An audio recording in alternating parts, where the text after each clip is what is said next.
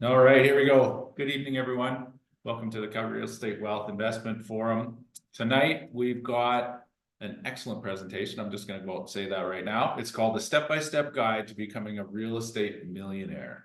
Yeah, I mean, Tim, people overcomplicate things. So we're really going to walk you through the whole process, what we've actually done, Tim, in our investing, with our investing journey and what our clients are going through. So you can see exactly how to become a millionaire from real estate. And Tim, back in the day, we used to think that was cheesy, but it really isn't. Yeah, and it's the two are kind of associated with each other. People who want to invest in real estate are always thinking about becoming millionaires. Well, we're going to show you a couple of examples of how some of our investors got there, and it turns out it's not that hard. Yeah. Right? It just takes a lot of dedication and time, really, in the market. Yeah, we actually wrote a book called 1 Million Reasons to Buy Real Estate, which we're going to give you at the end of the presentation. So thank you for joining us. A step-by-step guide to becoming a real estate millionaire. Real estate and millions of dollars are always talked about in the same breath, especially when you're talking about real estate investing. Well, what we're going to do today is we're going to drill down how many properties it's going to take to get that $1 million and how our clients are doing it in the market right now. Yeah, and as I said earlier on, Tim, first it takes working out a plan, working with the right team, and then taking action. So it's every time we meet our clients, we want to work out how much book value of real estate do they want to own, and then we work backwards on how we're going to get there. And there's many different strategies, Tim, that we have to work out with them. And some people are at different stages of their lives. Some people are a little bit older, they already own expensive homes. So then we have to work out, well, okay, how are we going to use the money that they do have to buy them more properties? Some people, Tim, are starting off. So it all depends where you're at on the plan that we work out for our clients. Yeah, so speaking of someone just starting out, we've developed this investment strategy called the move-up strategy. And really what it is you take advantage of the CMHC's 5% rule. There's no cheating involved here. We're still following the rules, but we're taking advantage of the current mortgage rules in the marketplace today, and we're helping our clients buy multiple properties.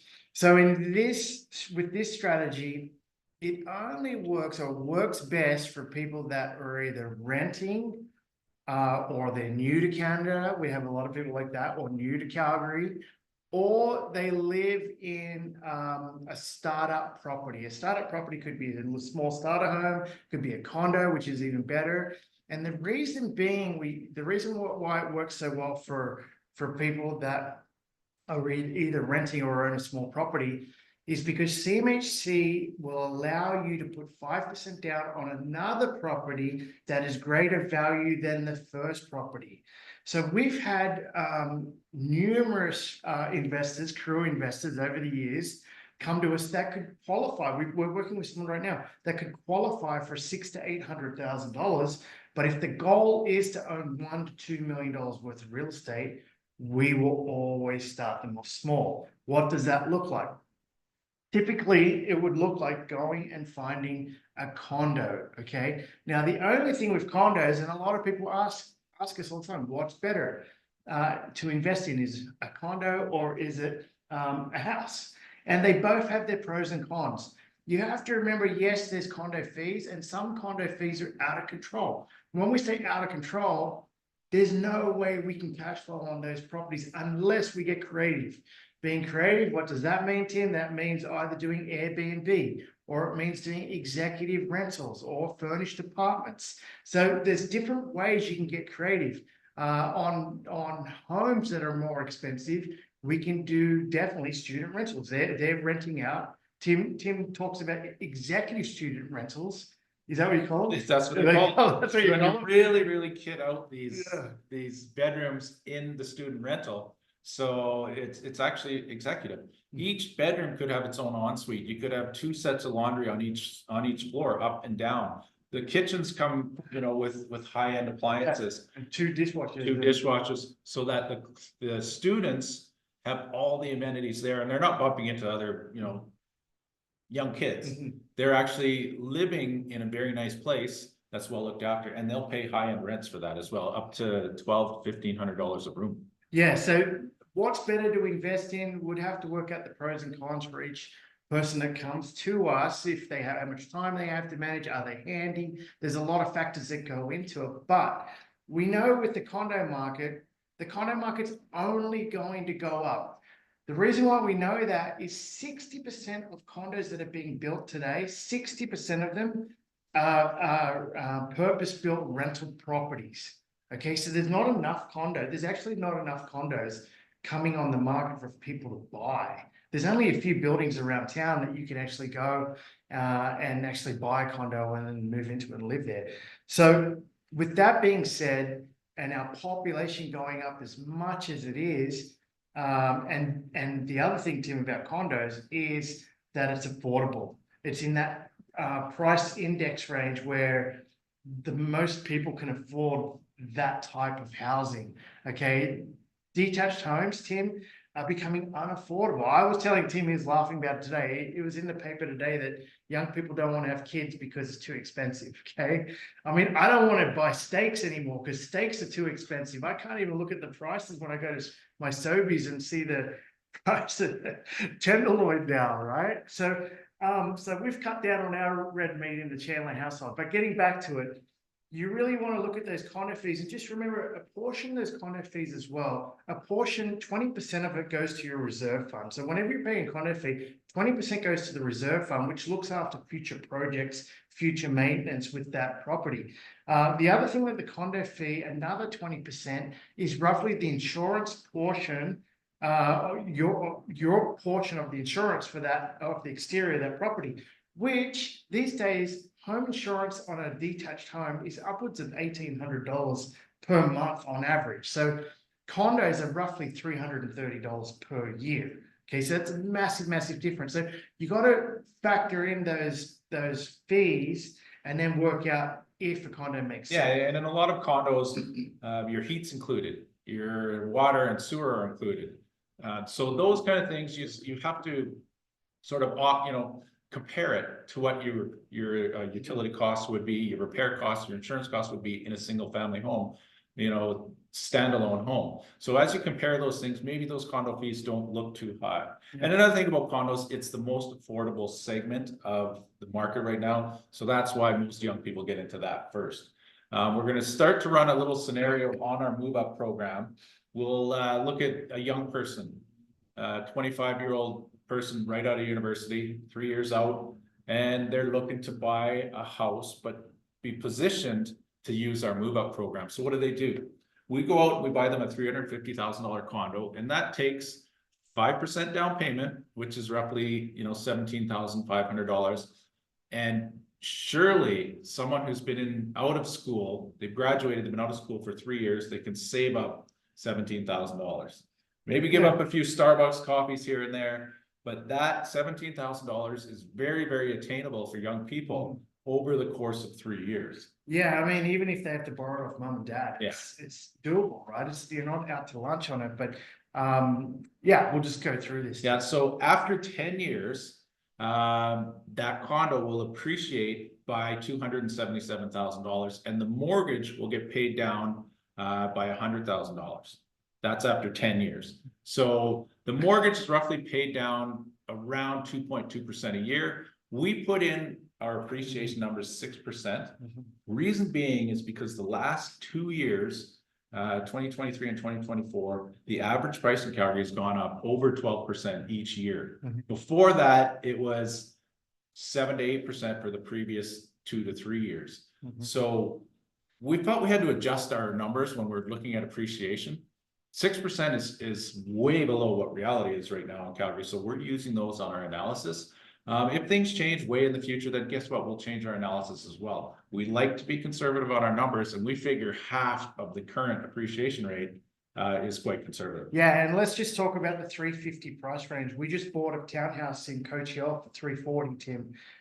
It's a 2-bedroom, 2.5 bath with a basement and a parking stall. And that's in Coach Hill, which is a premium community. But $350K downtown, we can tell you gets you a 2-bedroom, 2-bathroom condo in a pretty nice building, Tim. It would either be a renovated older building or a newer building within 10 to 15 years. So pretty trendy building. And that same product in Toronto or Vancouver, depending how close you are to the amenities there, would be 750 to 800 plus.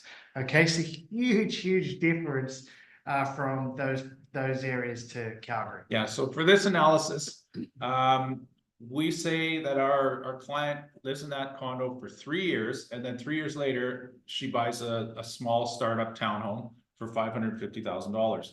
Now, we have clients that are on this move up program, and they're moving up every 6 to 8 months. Yeah, right. Yeah. So 3 years is very conservative. We would probably move a little bit quicker than 3 years, but for the sake of just this analysis, we're using 3 years because, again, that's enough time for someone of that age, 25 to 30, to save up another 5% down payment of $27,500. Now they can use a line of credit, they can use RSPs. There's many ways to get this down payment for their next property in the move up program. And $550,000, that's probably what the average price of a new townhome is in Calgary right now. Yeah, and just so you know, with the deposit just has to be in your bank account for 3 months. So if you are borrowing it from a family member or a friend, it just has to sit there for 3 months, then you could use it. So you need to understand that process with raising the capital.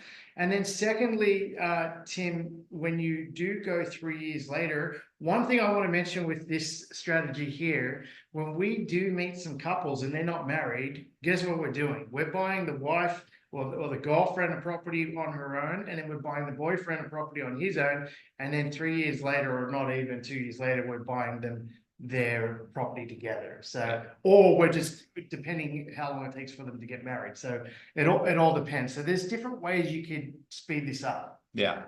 So if we look at the townhome, after 7 years, it's had $274,000 in appreciation and $105,000 in mortgage pay down. Now, the reason we do the first one is after 10 years, 3 years later, you buy one. So 7 years after that, we're going to time all these things. So after 10 years, we'll see how much equity she has in these properties. Yeah. And so you just have to remember the mortgage is getting paid down. When Tim and I, we've gone through 3 or 4 slowdowns in the market over the 20 years we've been investing in. The mortgage pay down is guaranteed. It's getting, as long as those payments are getting made, the mortgage is getting paid down. And so that's the best thing with interest rates coming down right now. The principal is going to get paid a little bit more if you're on a fixed term there. And so you actually can get there faster than what it's shown. Yeah. So she's been in that starter townhome for another 5 years, and then she buys her move up house, which is a $700,000 starter home at that time. And she needs to put $35,000 on it. So she put 5% down on each one of these properties successively. And now she has 3 pieces of property. This one, 5 years after she's bought it, will go up $238,000, and the mortgage will be paid down $90,000. So what does that do? If we add them all up, actually, this is now she's got enough money to buy that dream home. But what will it do? After 10 years, she started out with nothing. 10 years later, she's got $1 million in equity. And that's just staying at these constant rates. This is just very simple buy and hold 3 startup properties or 3 move up properties. Sorry. So that's $1 million in equity on 6% appreciation and regular mortgage pay down. Yeah, that's unbelievable. And you could see it is only taking three properties. Right? Yeah. And we say, people come to us all the time and they're like, oh, you know, I have 10 houses or 15 houses. It only takes 3. We stress this all the time. It takes, and even if you want to be even more comfortable, Tim, it's 3 rental properties and your own home. I mean, at the end of the day, there's so many things people are doing with their own homes right now. They're putting in garage suites. They're putting, they're suiting, they're putting in garden suites, or they're putting a suite in the basement. They're putting their homes on Airbnb. I know a family that went traveling for a year and just rented their house out as is, furnished, and were getting incredible money, and they were traveling. So there's different things you can do over time, you know, to make even more cash flow. Yeah, and this is just straight equity. It's not, it doesn't include any cash flow she would have made on the first two properties over that 10 years. Or any refis she would have done, she could have used that money to buy other properties. And as I was saying, it only takes 3, but if you want 10, it's very, very attainable because you can draw on that equity in those first two properties to buy more rental properties. Yeah, you'll be putting 20% down on the rental properties, but you can definitely get a lot more than just 3 properties in those 10 years. And what we're seeing our investors do is they're pretty much getting the number that they want over 10 years. Yeah. So, you know, don't be limited by this 3, but we're showing you how you can get to 3 with 3 very inexpensive homes over 10 years. Mason's got a question there. Okay, how about after 3 houses, what's the best way for tax purposes, having to write off the rental income? Well, after 3 houses, the rental income that you make, we're gonna get into cash flow at the end of this presentation. It's not gonna be Huge. a ton a ton of income to sort of boost you into another income, another tax bracket. Yeah, so Mason, I could tell you we're working with a family that just signed up as crew members just last week, was it, Tim? Last week. And they live in Douglas Glen. And we've put a plan together for them to go and buy another property and some rental properties and maybe keep their current home. And if they were going to keep their current home, which they've almost paid off, we would refinance it up to the amount where the rents, taxes, insurance would be covering the cost. They earn good income already, so we don't need to make cash flow off it. So if you refinance the funds out, first of all, it's tax-free money. It doesn't matter if it's a rental property or if it's a primary residence. For now, if the Trudeau government stays in, who knows? But for now, it is tax-free. So you can take those funds. And we always say, if you've read our book, Fearless Real Estate, we always say that you should have a little bit of fun, not too much fun, because we've had clients go and buy wakeboarding boats and put swimming pools in their houses. And I mean, at the end of the day, you do whatever you want. But when we say have some fun, maybe drive a nicer car or go on holidays or whatever, upgrade your home. That's what people are doing. Yeah. So then you take those funds and you put it towards something that you want for yourself, either a bigger home or a better lifestyle. Yeah, and what we find most of our clients doing is if they have excessive cash flow, is they generally plow it back into their portfolio. Either they use that as a down payment on another rental property, or they upgrade or maintain their current properties so that they are at least going up with the neighborhood appreciation rate or a little bit more because the property is nicer than the neighbors. Yeah. So to have quite a bit of cash flow that you're thinking it's becoming a problem, that's a good problem to have. Yeah. If you're making enough, then you know that you just have to pay the tax. Yeah. We can't do anything about that. Okay, so looking 20 years down the road. So we're saying that our young investor here bought her dream home for $2 million in her 10th year. And actually, no. Okay, we're taking the dream home out of this. I just suggested this analysis right before I went live here, because we just want to look at these 3 move-up homes and look at the property values after 20 years. So 20 years after buying her first condo, which was just for $350,000, she bought a starter home, and then a move-up home. So all in all, in those 20 years, the starter homes had 17 years worth of growth and the move-up homes had 15 years worth of growth. Those property values added together are over $4 million of property. Now, once you get to the 25-year mark on each one of those properties, guess what? They're all paid off. There's any cash flow you're making is not going to service a mortgage, but that's when you have this cash flow issue that we were talking about answering that question. Yeah, and even these values, when you look at them, if that's too high, you can drop it to 3%. You can drop it to 3.5% or 2.5% and work out what price points they'll be at. You know, at the end of the day, you can run your own numbers, but at 6% is what it comes out at. Yeah, and even at 0% growth, if we took all growth out of this after 25 years, that $350,000 condo would be worth $350,000. Yeah. Well, if no properties are appreciating, that means the economy in itself is stuck. Mm-hmm. So nothing else is appreciating either. So $350,000 will be a sizable amount of money if nothing's appreciating. And then there's a question in here. I've heard that for investment properties, you have to put 20% down.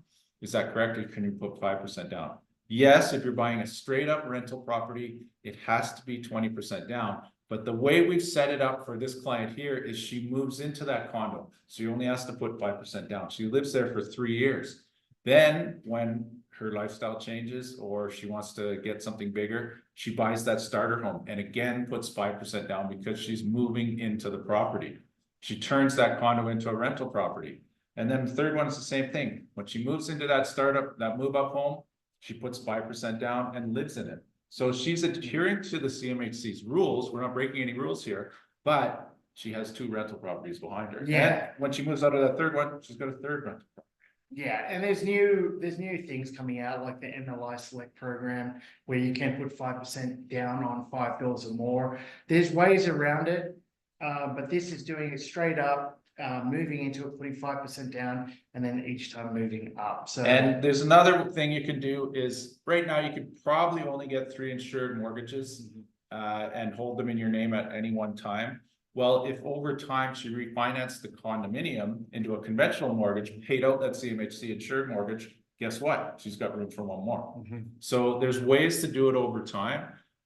It's not like the Wild West days around 2006 when you can go buy as many as you wanted insured. It's not that way anymore, but if you follow the CMHC's rules, you could still buy more than one property with 5% down. yeah, and we always say this about real estate. It's all about total book value. How much real estate do you own?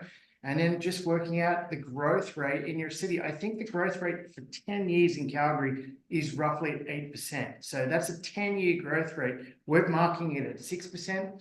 We don't know exactly what's going to happen for the next 10 years, but we know it's going to be better than the last 10 years because people are finally moving here. We have the infrastructure to cope with it, and it's a great city, so it's affordable, and that's what people want. Like, I don't know how people are doing it in Toronto, especially if they're new to Canada. I have no idea. Like we've seen it, Tim, when we've gone to sell properties and we're within the ethnic families out there, and they have family living with family on top of family, and they do what it takes, right? They get by, and so at least Calgary has an option for people that are new to the city. Yeah, so this slide just illustrates the equity that you would have in these properties. And this is where we throw her dream home into there, because after 10 years, she goes and she buys the property of her dreams. It's $2 million. So even after a couple of years, sorry, this is in year, gotta move something again here.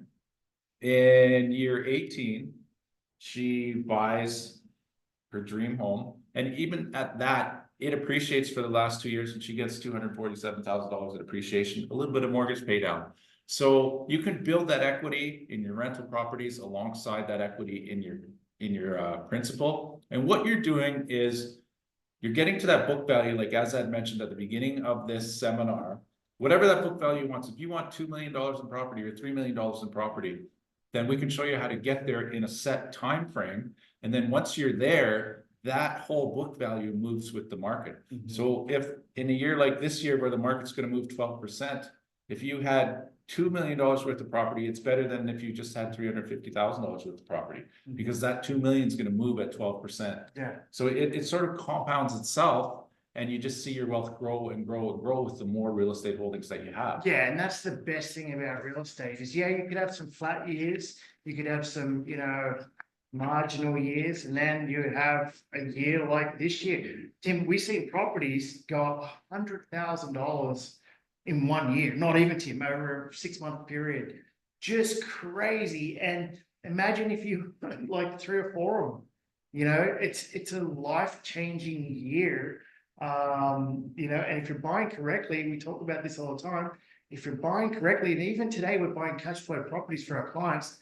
And if you have the team around you that you can hold, a lot of investors, Tim, over the years, and this is why Tim and I have written a couple of books about this subject, is because, Tim, they get out of the market, they get tired of the game, and because it's tiring, it gets tiring. But if you're cash flowing and the property's going up, there's different ways to go about it. You can keep on top of the maintenance, you can get better tenants, you can get property managers like us that does leasing for our clients now. to take some pressure off and hold on to that asset. Yeah, or in time, you can get into different real estate asset classes. You could start buying commercial real estate, where you have commercial tenants, where you're not dealing with the individual person who may lose his job, but you have a commercial tenant where they take on a triple net lease where they're paying everything. They're paying the taxes, the insurance, everything in their lease payment, and you're just collecting rent month after month. So there's different asset classes you can get into down the road. But what we're talking about here is the startup, the move up program. The next program we're going to get into is, we call it 3 little properties. It's ideal for people who, maybe they're not 25 years old. Maybe they've already had a job for a long, long time. Maybe they own their own home, but they want to get into investing in real estate. They're interested in it. They've heard about it, but they can't go and buy that $350,000 starter home because the CMHC realizes that they already own a very expensive home. So they're not going to be able to take advantage of that previous program. Yeah, we had Bill and Audrey that came to our seminars. Tim would be about 5 or 6 years ago now. Yeah. They came to us and they bought 2 properties. They actually walked in, had a meeting with us. They knew they wanted to retire, which is happening all now. We've just sold everything for them this year, which has been awesome. Yeah. Or over the last 8 months. Anyway, they came to us and said they wanted to make $150,000 off each property, 300,000 to walk away with by the time they retire. And we bought them a property in Acadia. That one there, we legalized the basement suite, so they rented that out. It was cash flowing. We went to Cedar Brae at the time. This was just when the ring road opened 4 or 5 years ago. We bought in there because we knew they were building a Costco and all the new stuff going in near the ring road over near Cedar Brae. And they got a legally suited property there. Both properties, Tim, ended up going up over $150,000 each. And then both properties got paid down $50,000 to $60,000 each over that time. So they actually walked away with enough money to then go down. Where did they buy in Seaton? Creekside. In Creekside, and bought basically a 4-plex. And they're going to live in at the top of 1 unit, and they're going to rent out all 3, and that's part of their retirement. Yeah, and Bill's thinking about that 4-plex it's a brand new house. So it's actually just being completed. They've got their move-in date, which is 2 days from now. Yeah. So they're actually going to take possession in 2 days, and it's brand new. It's covered by the Alberta New Home Warranty. Plus, it's got, each side has a legal suite. Yeah. So it's all legal. It's new. It's safe. You don't have to worry about anything breaking down because of the new home warranty. And they can travel and have peace of mind when they're gone, because someone is living in the building that they own, and they don't have to have it vacant for the 6 months they go on their traveling. Yeah, and they've got enough cash. They've worked out how much they needed. They sold the 2 rentals. They sold their primary residence, and now they're set. Like it's awesome. Yeah. And real estate's basically, by coming to one of our seminars, has put that much extra money into their retirement. Yeah. So for this example, we got someone in their late 40s, owns his own home. He's got no pension and very few RSPs. And that little guy up there in the corner kind of looks like Azad when he goes into multiple offers. Scratching his head. So he owns his own house. We'll say it's a $900,000 house. That's actually a modest house now in Calgary. For $900,000, you're looking at a renovated house in Haysbro. Yeah. Right? Just a standard 3-bedroom up, 2-bedroom down bungalow that's renovated, double gross, detached. Next move he makes is he goes and he buys a $500,000 townhouse. Now you do have to put 20% down if you're buying a straight up rental. So he uses his RSPs. He's got 100,000 RSPs that he saved up over the last 20 years or so. Use that as a down payment, and he's got his first rental property. Now 2 years later, he buys his second rental property. This one, I don't know why it became $120,000 down, but guess what? It's 20,000 more. It should be $100,000 down. And then the third one is 500 as well. That should be $100,000 down. He does that with a house refi. So now he's got his 3 rental properties. Yes, it cost him $100,000 for each down payment, but guess what? That $100,000 is in the house and it's built-in equity. So he's basically trading equity from his house, putting it in the rental properties. And just for everybody out there, the townhouse market went up 17% this year. So if this fellow actually owned these 3 properties, we've seen the townhouse market go up $100,000 in 1 year. And so he'd be set. Yeah, so 20 years later, owning those 4 properties, his principal plus the 3 townhouses, they go up at that 6% rate, and he's got $7 million in real estate. Now, that's crazy considering he used, other than his principal, he used $300,000 to control. If you look at the bottom 3 lines there, 1.6, 1.4, 1.2, he used $300,000. So it's leveraged money to control all of that real estate. And if you look at the couple there, they came to us later in life too. Fraser and Lisa. Yeah. Fraser and Lisa, they came to us, they wanted to buy some rental properties. They had flipped a couple of houses here and in Victoria. They wanted to buy some rental properties, and they were in their 50s. Yeah. Right? Well, what they did is they bought a suite of property in Southwood and went to town renovating them themselves. They're very, very handy at it. Yeah. And as it turns out, it was a purpose-built up-down duplex that was built in the 60s. So what Lisa did, she went down to the city, had them dig up their records, and got her secondary suite sticker without having to do any alterations to the safety features of the house. Yeah. Other than put smoke detectors in that are interconnected. Yeah. So, and getting back to these numbers here, once again, we want to stress this because we always hear, where do you get the 6% from? Just imagine that the 3 townhouses didn't go up in value at all. They're worth $500,000 each, and they're paid off, or even Tim, even if they're not paid off in 15 years, $1.5 million worth of real estate that, you know, is getting paid down by the tenants. We have investors that are just happy with the tenants paying down the mortgages and the properties looked after. So we want to stress this for sure. You're not even paying tax on that because you're not making a profit on it. You're just paying back the mortgage, or the tenants are.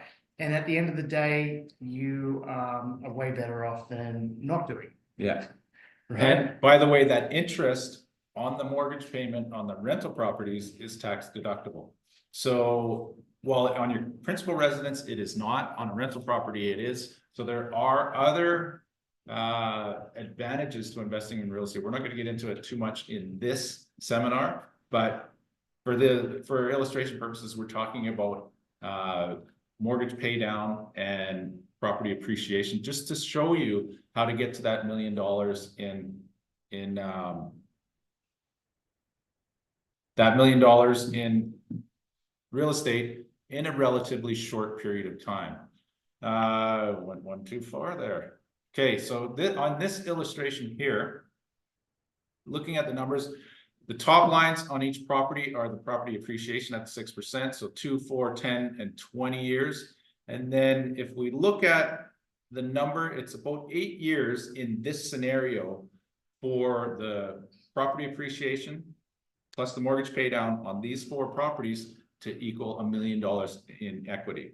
So it doesn't take that long, even if you're doing it slow and steady, buying a townhouse every 2 years. He bought his first one, then his second one 2 years after that, then his third one 2 years after that. So it doesn't take that long to get that $1 million in equity, but no real estate investors we know stop at $1 million. Yeah. And you know what, Tim, to be honest, no real estate investors doing it every 2 years. No. We just closed on a property for Cheyenne, and that one is in Auburn Bay. We're getting it leased for him right now. He's already shopping for his next property. He just took possession.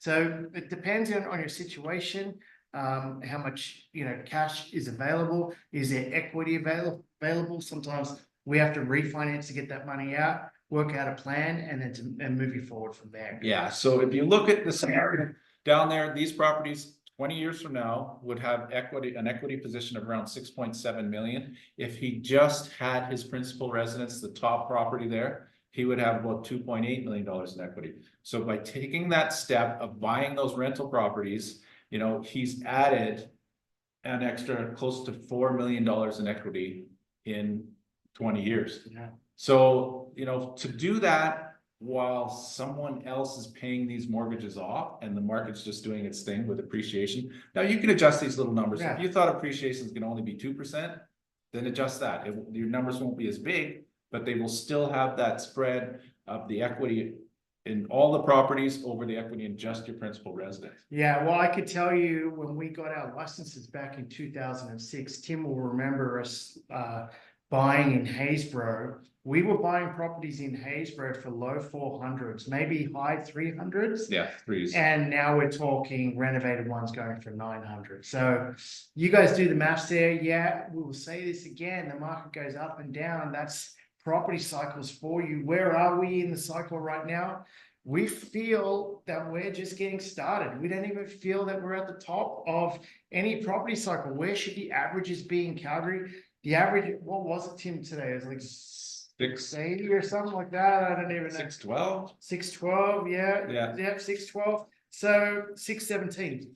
So the average is at 617,000. The average in Toronto is 1.1 to 1.2 million dollars. We're not saying we're going to get there, but Tim and I have been to the CMHC forecast breakfasts that they have, and we could tell you that there's never been such a big, a large enough spread between the value of Calgary homes to homes in Toronto. Yep. Usually, what is the ratio there, Tim? It's like about like for many years. We're usually around 65 to 75% of the value of Toronto.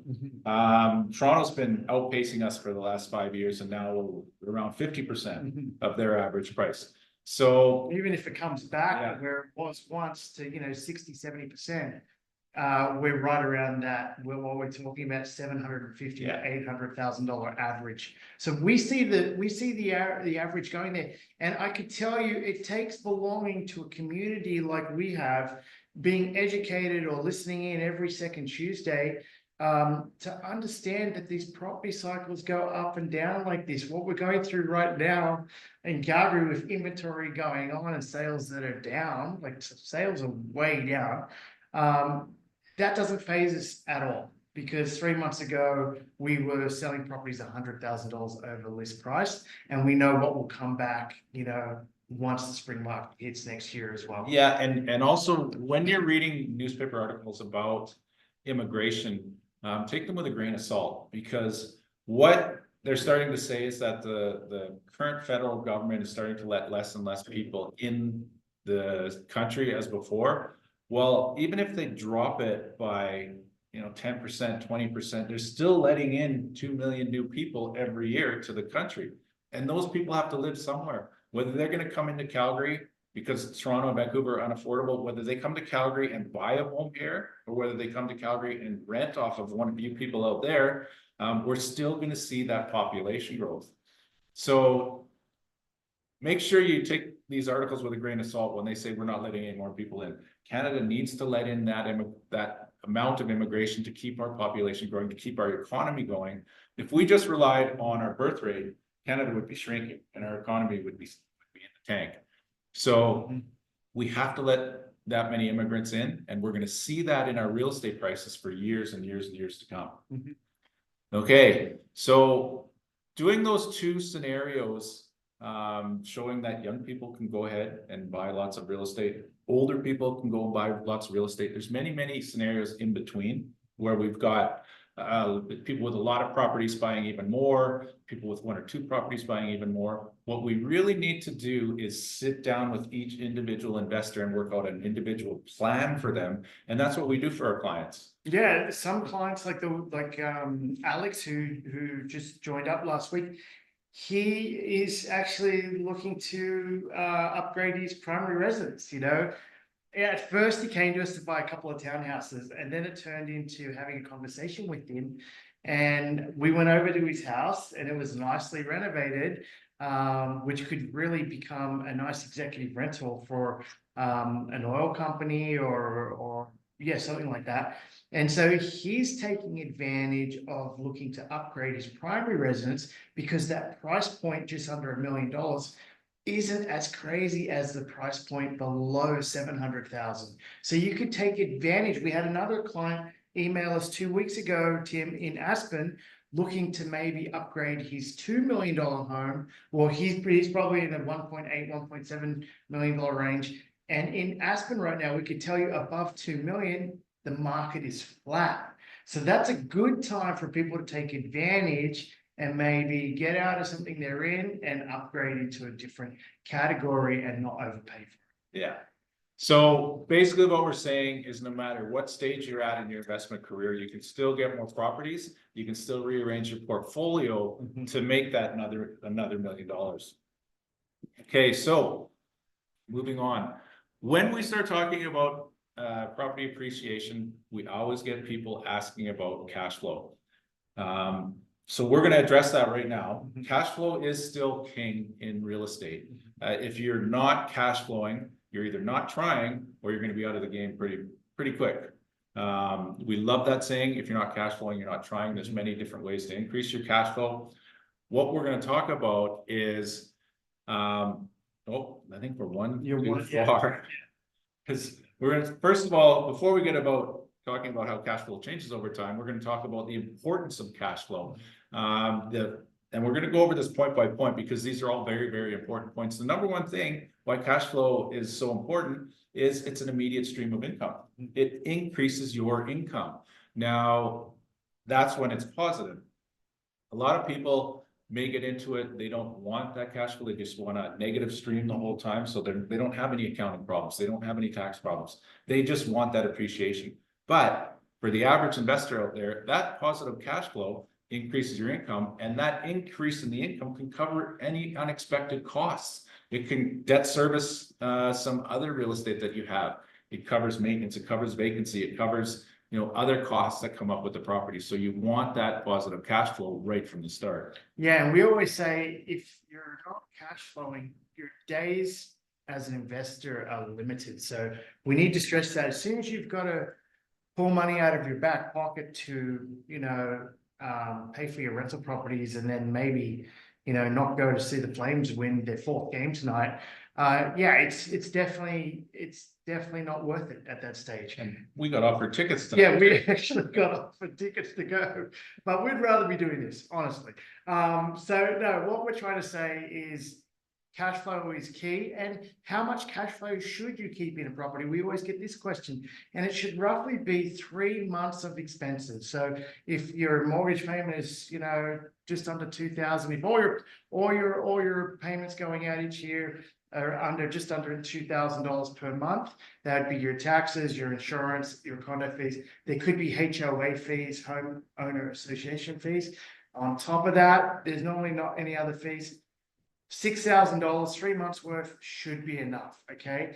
And one other thing is keep on top of your property. So if you are cash flowing, if there's some wear and tear, to the property, keep on top of it. Because if you let it go and it goes a number of years and then you got to go in and do a number of renovations, it adds up quickly. Carpet is not cheap. Flooring is not cheap.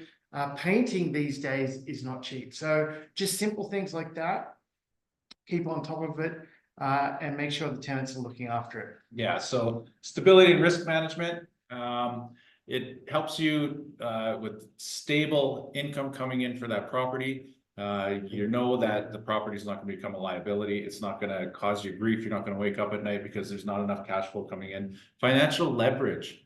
It also, properties with positive cash flow, you can use that to augment your income when you go to the bank to qualify for your next mortgage.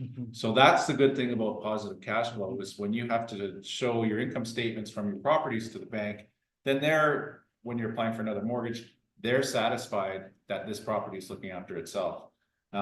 Mitigating market downturns. If you have steady income that's covering your costs and the market turns, well, you still can get that positive cash flow until the market turns and the property values come back up. Now, we've had to ride that out through 3 or 4 downturns, starting with the financial crisis, and then actually even way back to the late 90s, the dot-com crisis, and the financial crisis, then the oil crash boom, then COVID. So if your properties are cash flowing, in the background, the property prices could be going up and down like this, but you're not stressed. Yeah, you're not worried. You're not selling, so you're not going to lose. You just hold on to it. Tim, there's a great question in the chat here. I can read it out here. Milo's just asking, should we register an incorporated business before We start our rental property business to protect our personal assets. Tim, I'll talk to you. I'll let you talk about the protection there. Okay. And that case, when I buy the second house to move in there, can I change the ownership of my first home and transfer it to my incorporated businesses? You're asking the right people because we've done it all. Okay, so Tim, I'll let you talk about protecting the insurance side of Okay, the yeah. business. Before we get into the incorporating yourself to put the rental properties in there, yes, that's a degree of protection because the corporation is its own entity under law. So if it's set up properly, then people can't go after you personally if something happens on those properties. But before we advise people to go out there, create a corporation, start buying stuff in your corporation. If you're getting a number of properties and you want yourself and your personal life and your business, whatever it is that you have protected, go to an insurance broker and get a good general liability policy so that if someone's walking in front of your rental property in the middle of winter and they slip and they fall and they break their leg on a slippery sidewalk that wasn't cleared by your tenants and they want to sue you, well, that's what your personal liability policy is for. It's a little bit more expensive than a general life insurance policy, but if you're concerned about that type of protection, then there's insurance to cover it. Yeah. Secondly, we don't want you to go and get incorporated because it costs money. Honestly, to run your books, you're looking at roughly $2,500 per year just for that. We see investors come into our office all the time and they form a corporation. There is no need at all to go and do that. We want to stress that is the worst piece of advice we've heard people get. If you're not earning the cash flow, there is no need to be incorporated and pay that through your corp, okay? Unless you're making more than $3,000 to $5,000 per year. Then if you really want to go and do it and have your corporation, the only reason why we see it feasible is if maybe you're self-employed and you have your own, you have a side business. You can run your real estate holdings through that business, and then that makes sense. So if you have multiple businesses going on at once and own real estate as part of it, yes, but there is no need. What you would do down the road is you would roll your properties into a corporation down the road, okay, when there's going to be tax stress on you. And when we mean tax stress, that's when we get into estate planning. We work with the right accountants to set all of this up, the right lawyers. You actually need both when you're doing this, so it does cost money. And when that happens, then if there's children involved, they can become shareholders of the corp, and you can hand down the business as time goes on. So there's a lot more to it than just running out and getting a corporation and a little business card with your corporation on it. There is no need to do that at all. Right. Yeah, but like Azad said, maybe pertaining to this question, if you have an incorporated business that is an active business and you want to run your properties through that, then it's set up properly with an accountant. By all means, go do it, but make sure you get the advice of an accountant who understands investment real estate, so they're not setting it up in the wrong way and keep, then you're flying in the wind if something happens to one of your properties and someone does sue you. But we don't like to talk about that a lot because it scares some people. You want to be protected with the right amount of insurance, whether it's home insurance on your rental properties or liability insurance on your personal assets. Because in all our times real estate investing, we've never seen, this is in Canada, by the way, we've never seen someone come after a property investor that we know of. But again, things happen. We're not going to talk about it now, but things happen on rental properties where tenants do crazy things. We could tell you some stories, but maybe not on this seminar.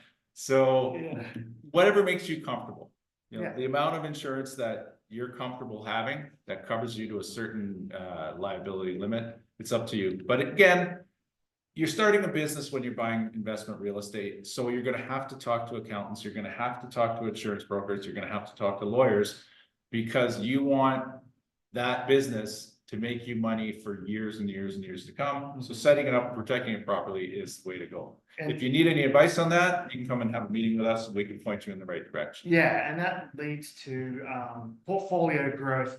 Now, one thing about the cash flow, which we've seen our investors get into, the cash flow can actually lead our investors to actually owning more properties just with that cash flow, qualifying for more mortgages. We've got investors that earn enough cash flow that helps them buy more real estate. So we want to stress that. And then talking about the accountant whole situation here, tax advantages. We don't get into it. We know a lot of other investment groups call it the fourth rate of return, the tax advantages from investing in real estate. There is serious tax advantages that could definitely help you and offset your income going forward. So depending which way you want to play the game, but there are definitely advantages that you need to understand when investing in real estate. Yeah, long-term wealth creation. Over time, your cash flow is going to build and build and build. You use that cash flow to either reinvest it in other real estate or other investment vehicles. Once you have that mortgage getting paid down past the, I don't know, 15-year period, then you're going to be making a sizable amount of cash flow every month. And you're going to want to either use that cash flow to enhance your lifestyle or reinvest that cash flow into other investment vehicles. Yeah, one thing I just want to add, I know we're talking about cash flow, but what gets exciting around the 15-year range, because I know I have some mortgages that are at that point right now.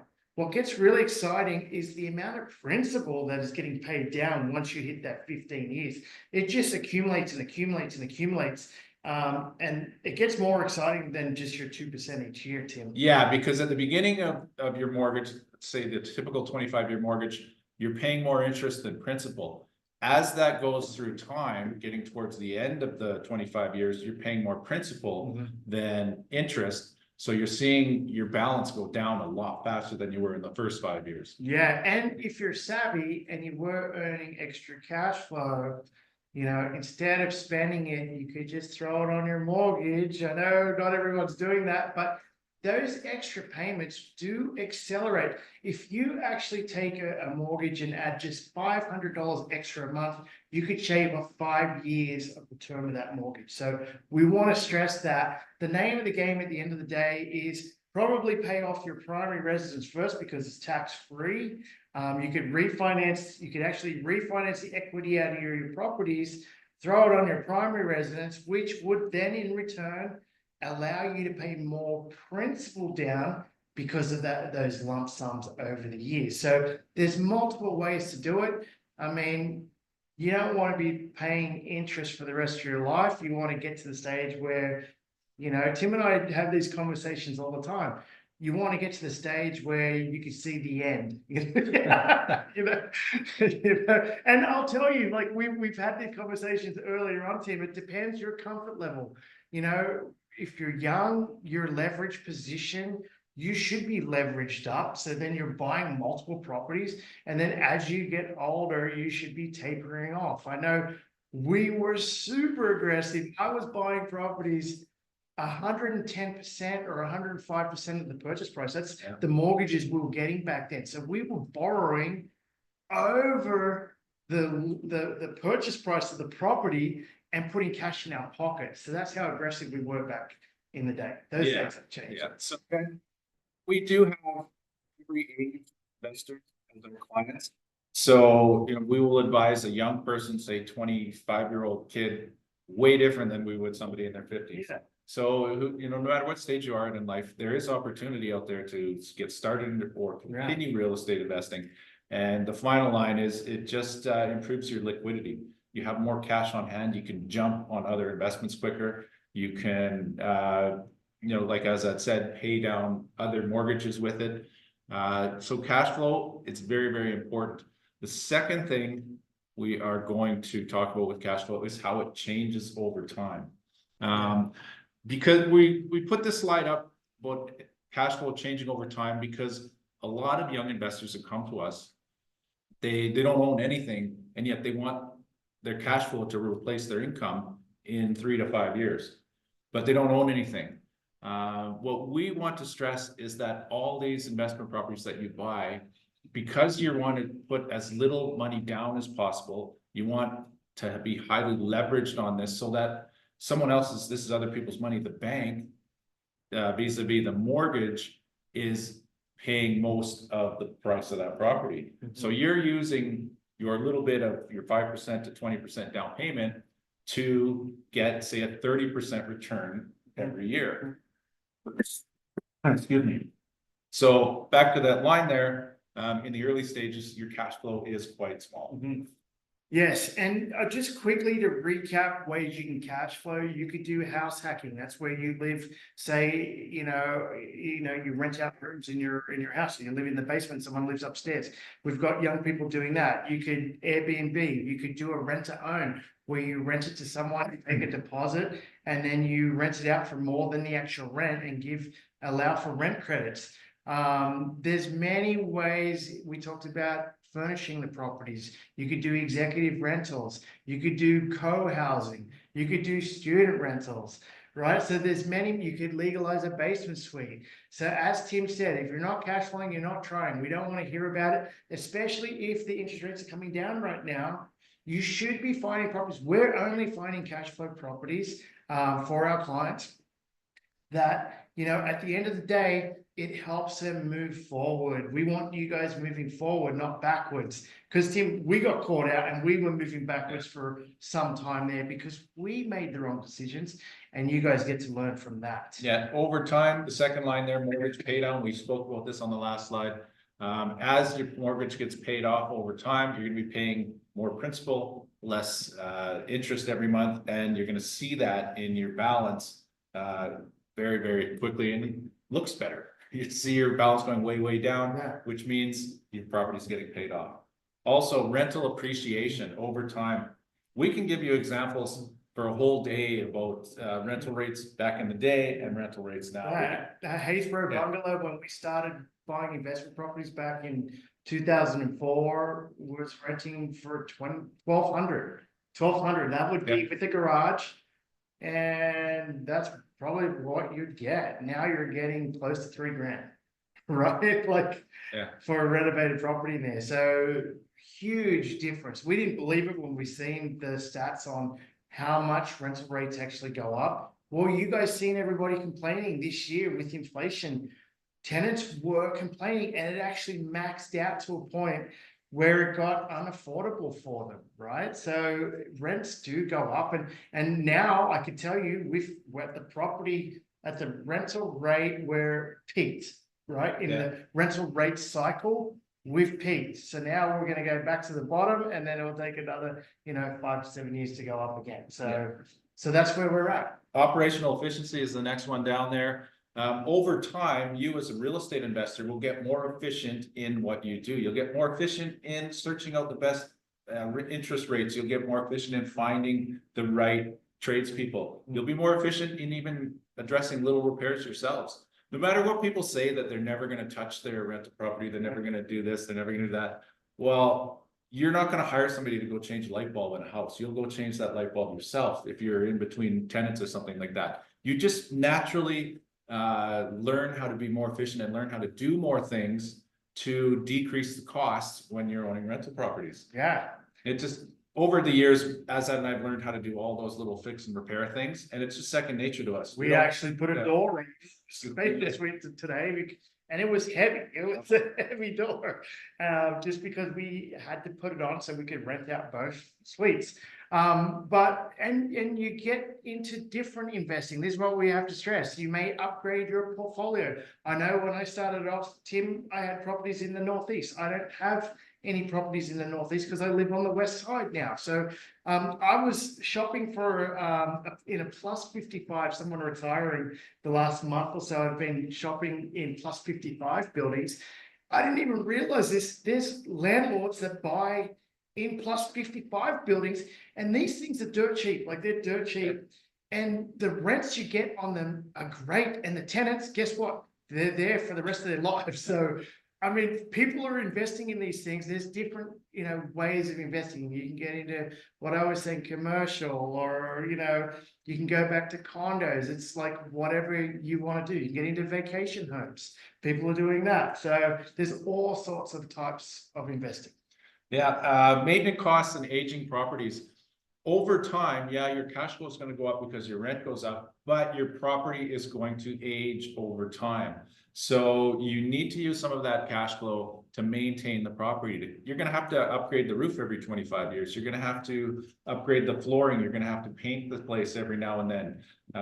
You're going to have to upgrade some windows, maybe upgrade some insulation. So over time, that cash flow, yes, it's going to go up and up and up, but some of it has to be used to maintain the property so that you can maintain your rental rates. We've seen so many landlords, or not landlords that we've trained, but we've seen landlords that will just let a property go. They're in it strictly for the cash flow. And then after 5 to 10 years, when they go to sell the place, it's so beaten up, they're going to get nowhere near market price for it. Yeah.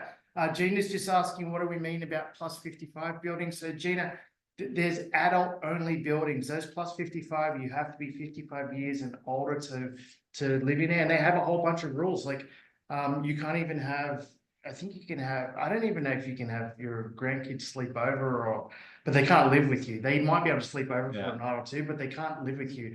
Everybody in those complexes are plus 55. They generally, Tim, have like an area where, what they call a clubhouse. They generally have a clubhouse, and they have functions on all the time. When I was there, they had like karaoke and stuff like that.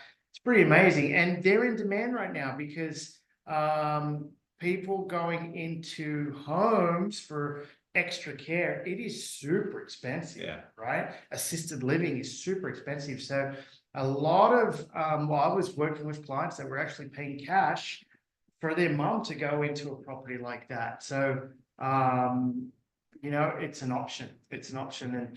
And I just couldn't believe that landlords buy them and rent them out.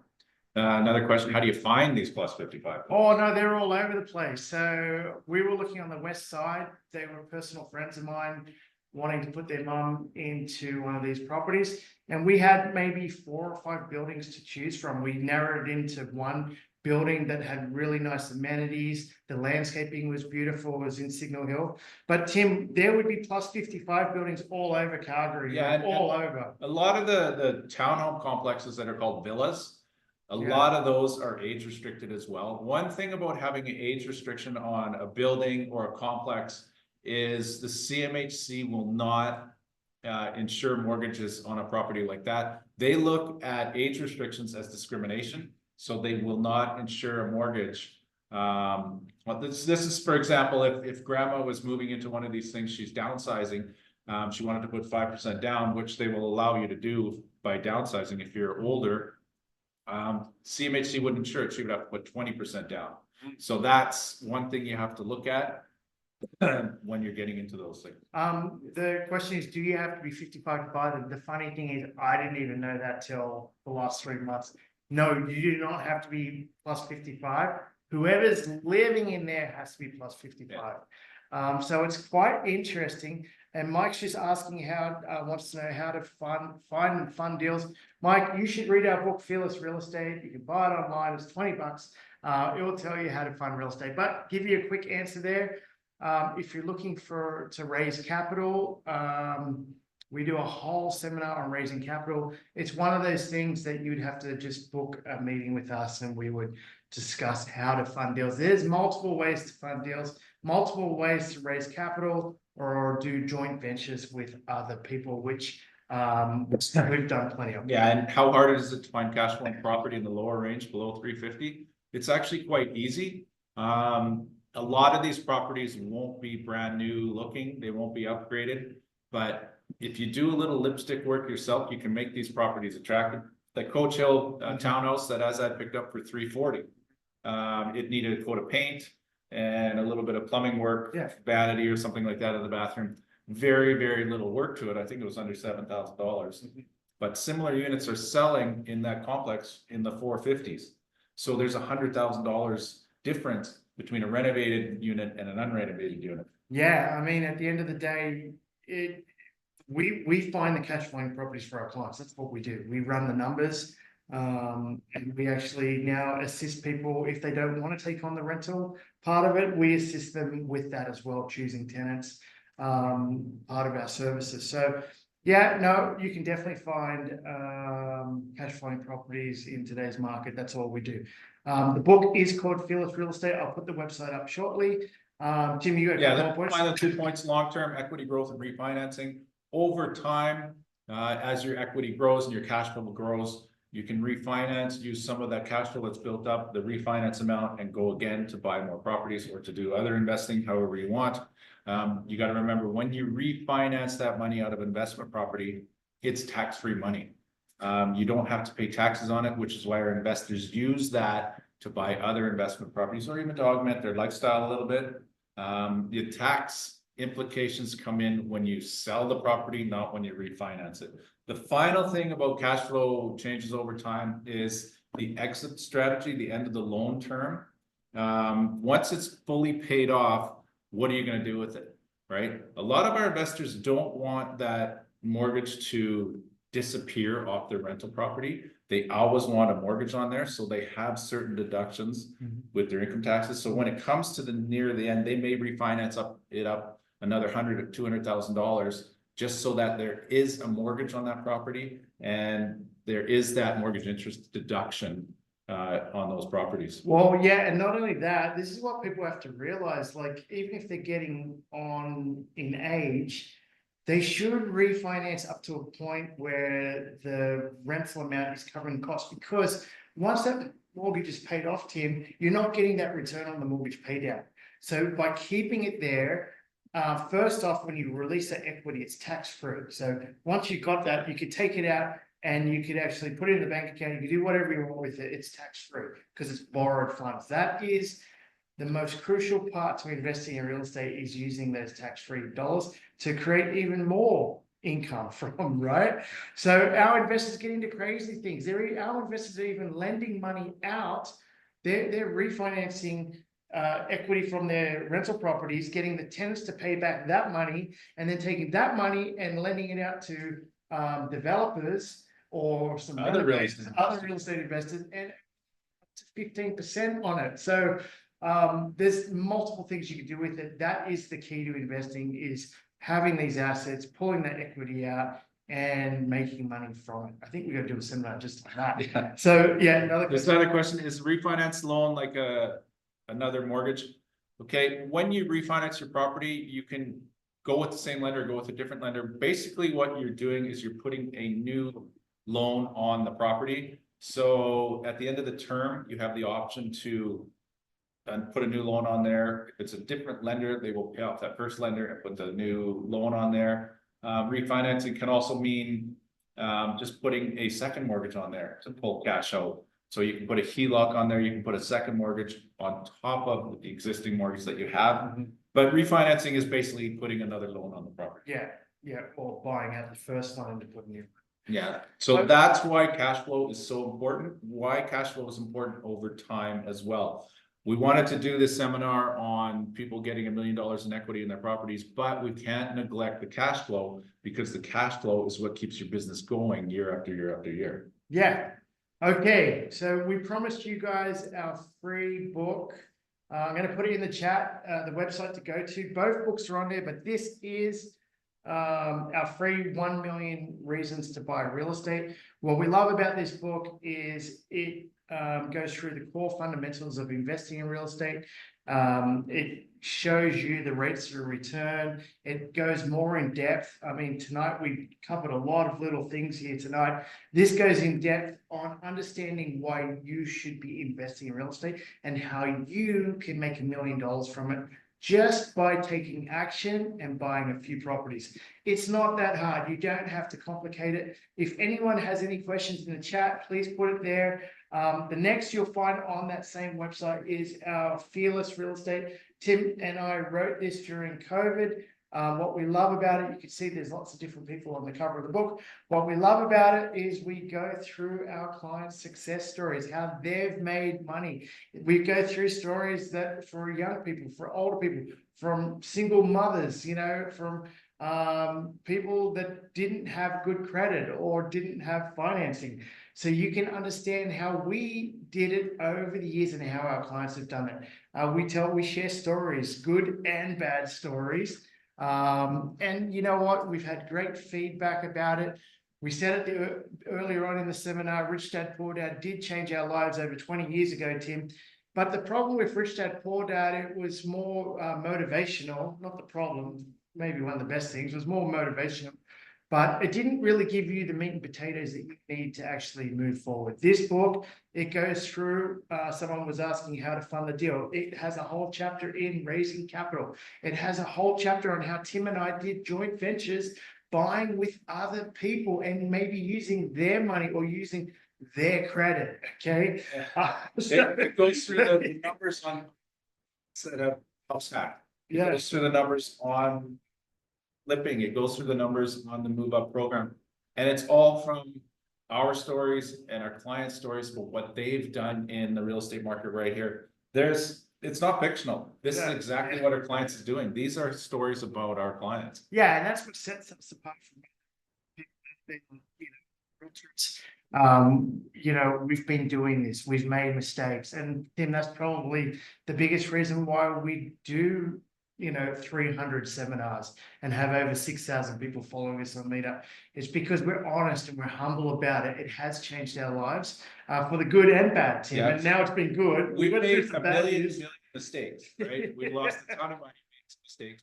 But what we try to do is, help everyone out there avoid those mistakes so they don't have to go through that. They can just see the positives and experience the positives of real estate investing. Yeah. Wait, before we go on, there's another question. Isn't refinancing only 40% of equity though? I'm assuming 80. You can refinance a property up to 80% of its property value.